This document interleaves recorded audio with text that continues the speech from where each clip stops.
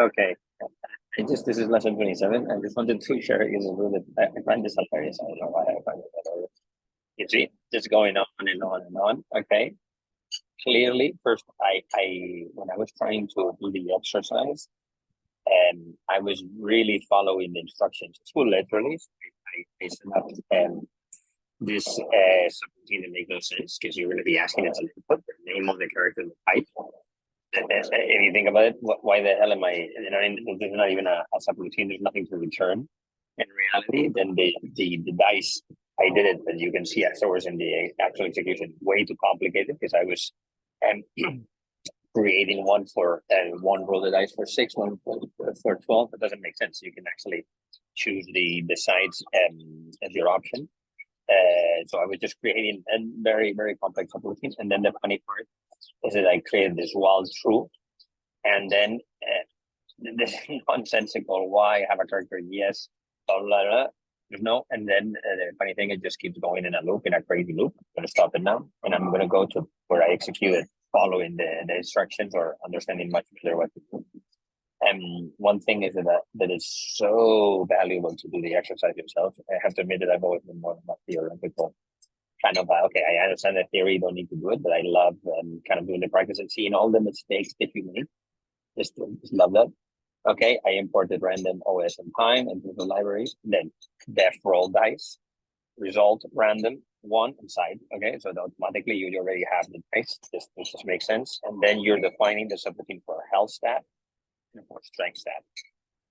Nothing exceptional here. I would say in terms of learning here, I made a bunch of mistakes.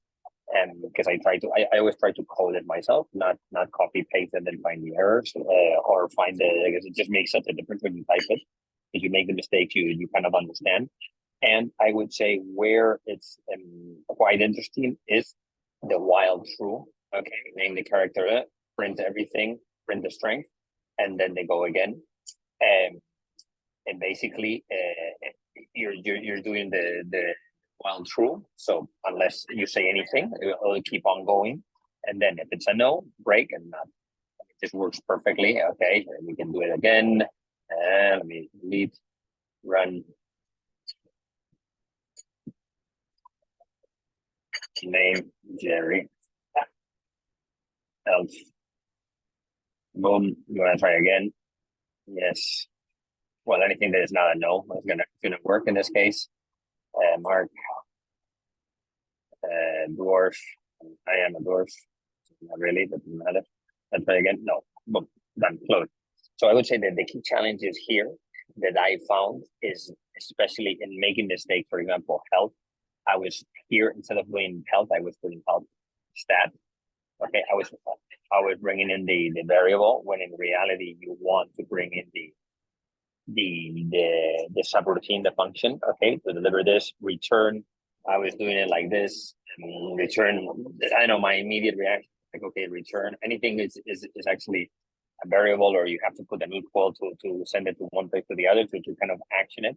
In reality, you don't.